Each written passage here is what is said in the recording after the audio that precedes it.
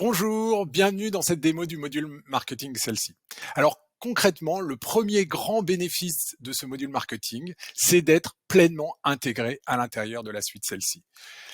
Qu'est-ce que ça signifie concrètement? C'est que les principales données ayant une utilité marketing à l'intérieur de votre gestion de vos contacts, à l'intérieur de la gestion de vos opportunités, éventuellement la partie facturation si vous avez activé cette partie-là, sont directement récupérées à l'intérieur du module marketing. Et inversement, les données collectées à l'intérieur de ce module marketing, les clics, les ouvertures d'email, les saisies de formulaires, sont récupérées tout aussi automatiquement à l'intérieur des autres sections de celle-ci. C'est concrètement ce que je vais vous montrer maintenant dans cette démo.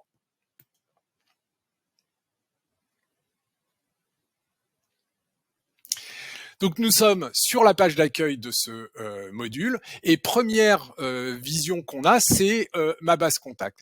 Et ce qu'on voit aussi, c'est un autre savoir-faire de ce module marketing, c'est une attention à l'hygiène de votre base qui se traduit par le distinguo entre vos abonnés emailing, vos désabonnés emailing, idem avec les SMS, vos mauvaises adresses emailing. Ce qu'il faut savoir, c'est que votre base est nettoyée automatiquement au fur et à mesure de vos campagnes. Pourquoi?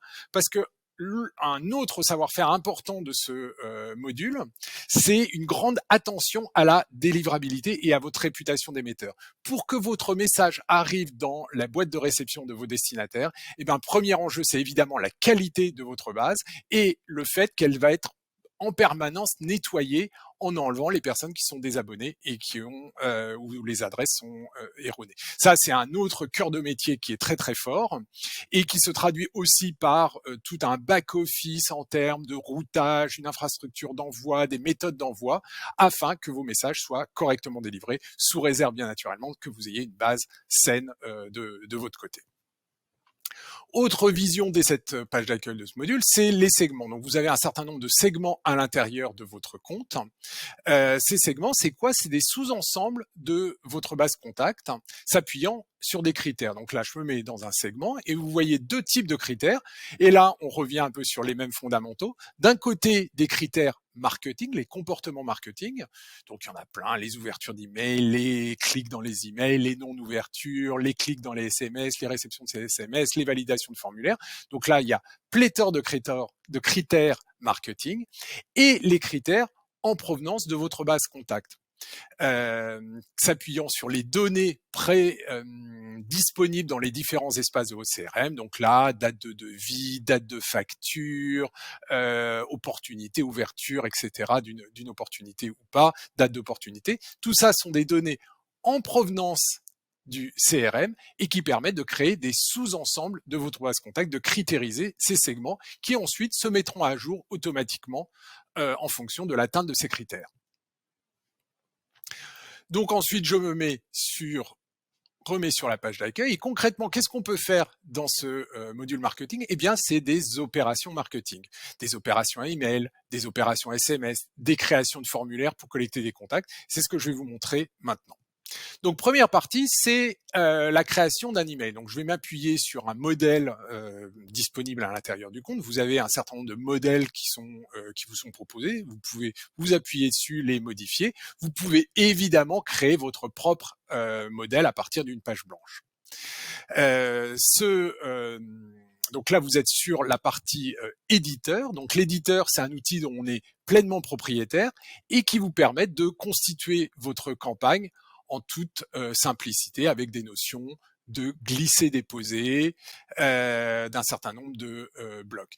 Cet éditeur allie à la fois fiabilité, productivité d'un côté et créativité. Alors, la fiabilité et la productivité, c'est quoi? C'est en s'appuyant sur une feuille de style. Quand vous constituez votre modèle, vous pouvez vous appuyer sur une feuille de style, ce qui fait que, par exemple, quand je crée un bouton, tous les boutons que je vais créer vont s'appuyer sur ce style. Pourquoi c'est intéressant pour gagner du temps? Eh bien, c'est qu'en général, quand on fait des emailing, on en fait plusieurs fois par mois, voire plusieurs fois par semaine. Et évidemment, il faut pas perdre de temps à chaque fois. Donc là, la feuille de style va vous donner un grand gain de temps, un grand gain de fiabilité au niveau de vos opérations. Inversement, quand vous faites une campagne spécifique, vous pourriez avoir aussi des envies créatives un petit peu particulières. Et là aussi, c'est possible. Vous pouvez vraiment constituer votre propre email en toute simplicité, le fabriquer, lui donner des petits effets sympas. Et là, ce sera spécifique à cette campagne-là, si vous voulez arriver à des choses un petit peu différentes. Donc voilà, créativité d'un côté, fiabilité de l'autre. Autre élément qui est fondamental quand on fait de l'email marketing, c'est la personnalisation. Donc là, c'est possible dès l'objet du message. Si par exemple, vous voulez dire « Bonjour Vincent », c'est tout à fait possible, voilà, avec un petit code de personnalisation. Et puis, tant qu'à faire, je vais aussi mettre une petite emoji. Cette notion de personnalisation, elle est évidemment possible directement à l'intérieur de l'éditeur, à l'intérieur du contenu, où vous pouvez récupérer les différentes variables en question. Bon, vous avez vu, on a fait une version avec une emoji. Et grand débat, et ce débat peut arriver sur plein d'éléments constitutifs de l'email, est-ce que c'est bien de faire ceci et cela ? Vous pouvez en discuter, vous pouvez imaginer des choses, mais vous pouvez aussi tout simplement tester différentes versions. Donc là, je vais faire 2 versions de mon email, une avec emoji dans l'objet du message et une autre sans emoji. Je pourrais faire 5 ou 6 versions, évidemment, c'est possible. Donc ensuite, je vais avancer dans les différentes étapes et là va apparaître mon paramétrage de ce split test avec ma première version qui va être envoyée à 10% des destinataires, la deuxième version qui va être envoyée à 10% des destinataires, et celle qui aura le meilleur taux d'ouverture sera envoyée aux 80% restants. Tout ça étant évidemment hautement paramétrable. Ça veut dire aussi qu'il faut qu'il y ait un nombre de contacts suffisant pour pouvoir mener ce split test. Pour en revenir à l'éditeur, vous avez une grande richesse d'éléments visuels. Vous avez aussi, par exemple, la possibilité de mettre des plans. Si vous voulez faire une invitation à un événement avec directement une Google Map à l'intérieur, vous voyez, là aussi, vous gagnez du temps. Vous êtes sur des emails qui sont super impactants.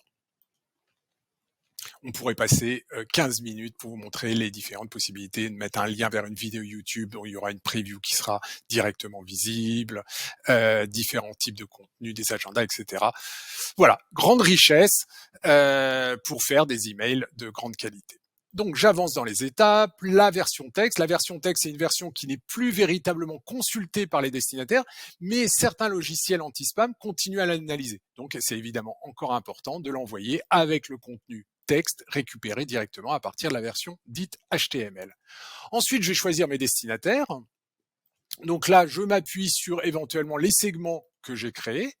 Vous vous rappelez, les segments, ou des contacts que je choisis individuellement en complément des segments et éventuellement aussi par des critères spécifiques. Si vous n'avez pas envie de créer un segment permanent à l'intérieur de votre compte et que vous avez envie de faire un ciblage particulier, c'est aussi possible. Par exemple, le code postal commence par 33. Quand j'ai fait mon ciblage, j'ai évidemment la possibilité de lancer un comptage pour voir si ça correspond bien au volume que j'ai estimé. Et ensuite, j'en arrive à l'étape de planification. Donc là, il y a 2 grandes familles d'email marketing ou de SMS marketing qui apparaissent là. Soit la logique de campagne, c'est-à-dire vous avez fait votre ciblage et c'est envoyé à ce ciblage-là, soit immédiatement, soit un jour ou une heure spécifique quand vous voulez planifier. Par exemple, je voudrais l'envoyer lundi matin. Ça, c'est la première grande famille quand on fait de l'email marketing. Et la deuxième grande famille, c'est la notion d'automatisation. Donc là, on rentre dans le marketing automation où l'email ou le SMS va être envoyé quand un critère est atteint. Donc là, le critère, pareil, peut être des critères en provenance de ma base contact, nourri automatiquement par mes données de CRM. Donc là, par exemple, je pourrais me dire, je vais envoyer un email un jour après la date de création d'un devis pour appuyer d'un point de vue marketing l'envoi de ce devis. Voilà, hop, j'enregistre le critère. Et donc, tous les contacts qui atteindront cette condition recevront l'email au moment de l'atteinte de la condition. Après, deuxième type de critères, c'est les critères marketing. Je voudrais faire un email qui s'appuie sur un comportement. Il a déjà ouvert un premier email et je voudrais envoyer un deuxième email au moment où c'est l'ouverture qui constitue le déclencheur. Mais peut-être que je n'ai pas envie que l'email parte tout de suite parce que j'ai envoyé un premier email, j'ai peut-être pas envie que le deuxième parte 2 minutes après. Et bien là, vous allez pouvoir décaler en disant ça va être envoyé par exemple 5 heures après. Donc là, ça permet de faire de l'email goutte à goutte où vous êtes au plus près de l'activité de vos destinataires. Après, vous allez me dire peut-être que cet envoi 5 heures après, j'ai pas envie que si par exemple il a ouvert le mail à 18h, le premier mail, j'ai pas envie que 5 heures après le deuxième mail soit envoyé à 1h du matin. Eh ben c'est tout à fait possible. Pour ce mail ou au niveau du compte, vous pouvez mettre un paramétrage qui dit aucun emailing ne doit partir en dehors de cette tranche horaire. Ce qui fait que si le critère déclencheur est atteint à 1h du matin, on va attendre le lendemain à 10h pour pouvoir l'envoyer, voire même faire en sorte que ce soit le lundi suivant si vous ne voulez pas que les emails automatiques partent pendant le week-end. Donc voilà, donc on peut aller très loin dans les paramétrages pour être au plus près de vos besoins marketing. Ensuite, j'arrive à l'étape de test. Donc ça, je l'envoie à des utilisateurs du compte.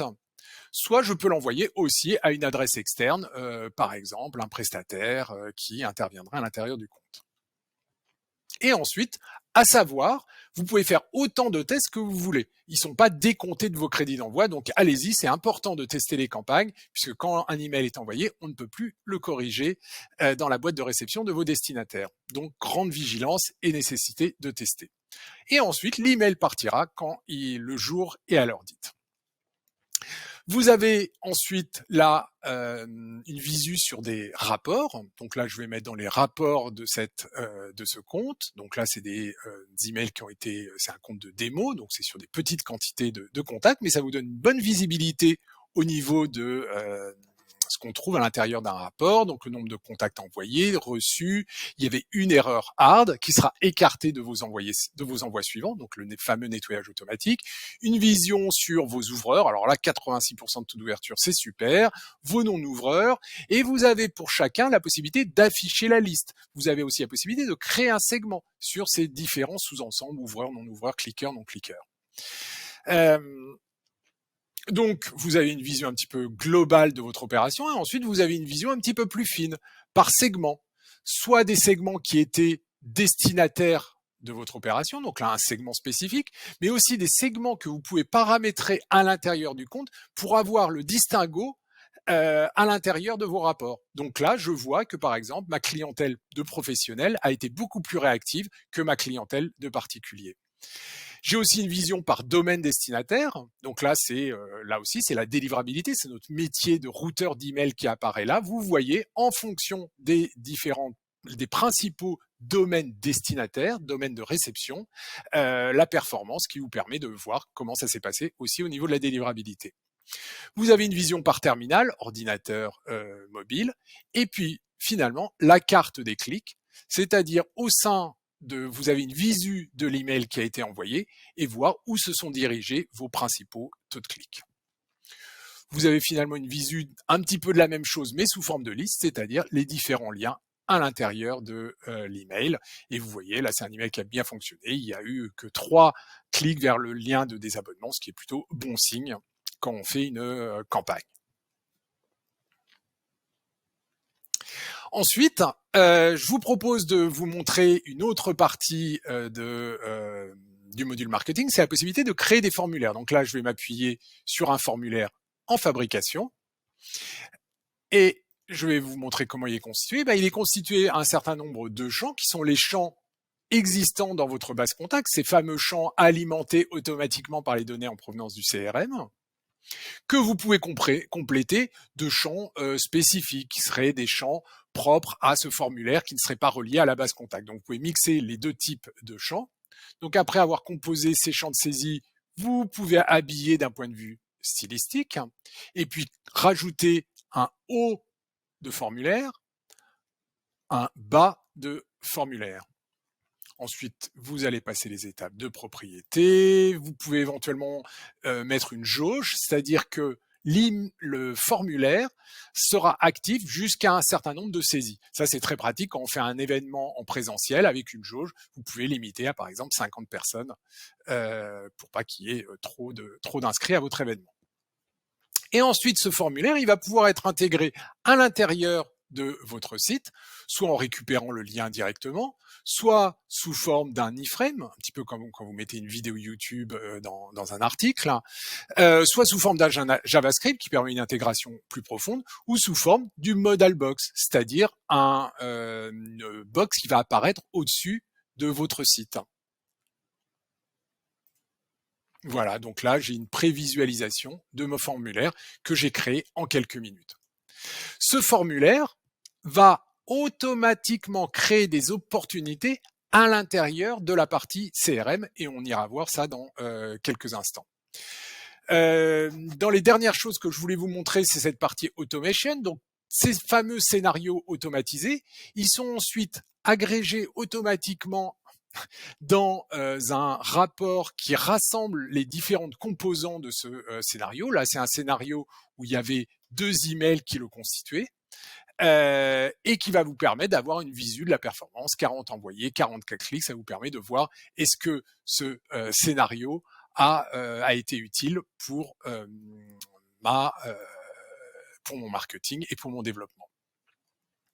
Vous avez aussi bon nombre de fonctionnalités additionnelles sur la gestion de vos utilisateurs. Vous pouvez virtuellement limiter les droits. Vous pouvez avoir plusieurs domaines d'envoi. Vous pouvez, comme je l'évoquais, la possibilité aussi de faire du SMTP transactionnel.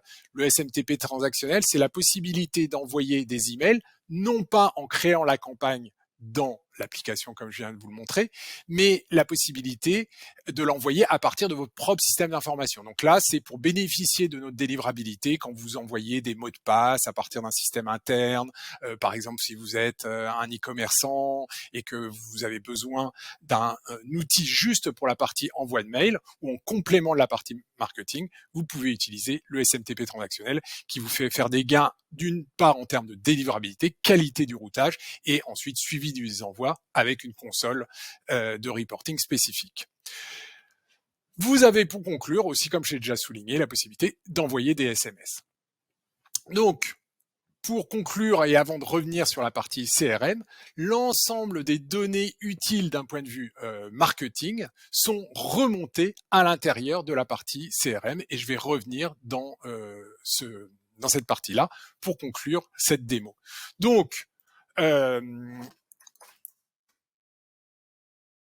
là, par exemple, on a créé une société fictive qui s'appelle Celle-ci Marketing.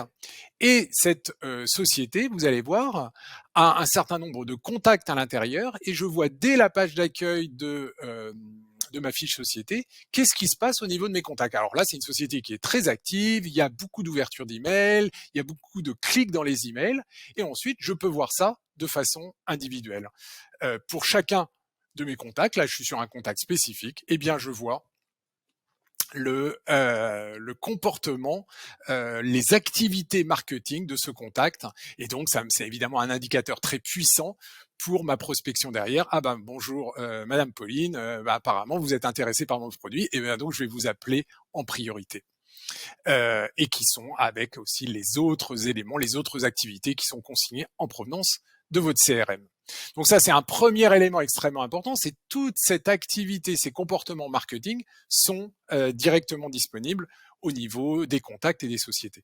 Deuxième possibilité, c'est dans ces autres remontées d'informations, c'est la notion de formulaire. Vous vous rappelez, on a créé un formulaire, et bien concrètement, la saisie de ce formulaire va créer automatiquement une opportunité que vous pourrez ensuite traiter commercialement en appelant le contact et en le suivant commercialement. Donc là aussi, les données en provenance du formulaire, évidemment, nourrissent votre base marketing, mais aussi permettent à vos commerciaux d'être directement notifiés à travers la création de cette opportunité que vous pouvez faire vivre derrière avec vos travaux commerciaux, qui ensuite, évidemment, pourront se traduire par des segmentations spécifiques à l'intérieur du module marketing. Donc voilà, pour conclure, vous avez vraiment un outil qui va vous permettre de façon globale de gagner du temps en alimentant votre marketing avec les données en provenance de votre commercial et de nourrir votre commercial avec les données en provenance du marketing. Tout ça en vous appuyant sur une infrastructure de routage pour optimiser votre délivrabilité. Merci et on reste disponible pour répondre à toutes vos questions et vous faire une démo en direct.